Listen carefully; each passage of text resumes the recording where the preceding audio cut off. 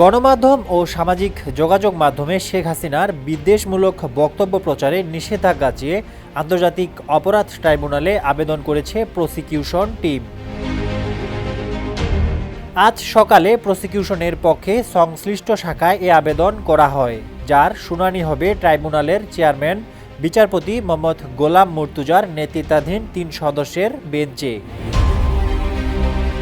এর আগে গত ১৭ অক্টোবর আওয়ামী লীগ সভাপতি ও সাবেক প্রধানমন্ত্রী শেখ হাসিনার বিরুদ্ধে গ্রেপ্তারি পরোয়ানা জারি করে আন্তর্জাতিক অপরাধ ট্রাইব্যুনাল। একই সঙ্গে তাকে ট্রাইব্যুনালে হাজিরের নির্দেশ দেওয়া হয়। সম্প্রতি সামাজিক যোগাযোগ মাধ্যমে অন্তর্বর্তী সরকারকে নিয়ে নানা কটূক্তি করেছেন ভারতে পালিয়ে যাওয়া শেখ হাসিনা, যা বিভিন্নভাবে সামাজিক যোগাযোগ মাধ্যমে ছড়িয়ে পড়ে। প্রসিকিউশন বলছে, যে সমস্ত হেট স্পিচ দিচ্ছেন তা বন্ধেই এ আবেদন।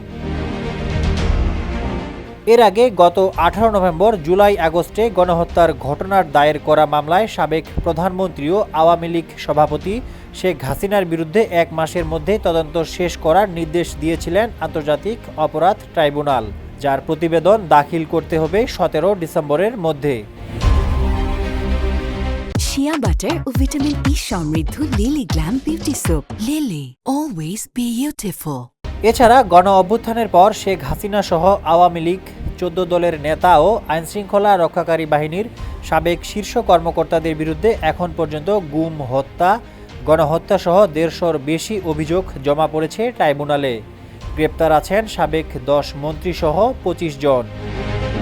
ডেস্ক রিপোর্ট, সমকাল।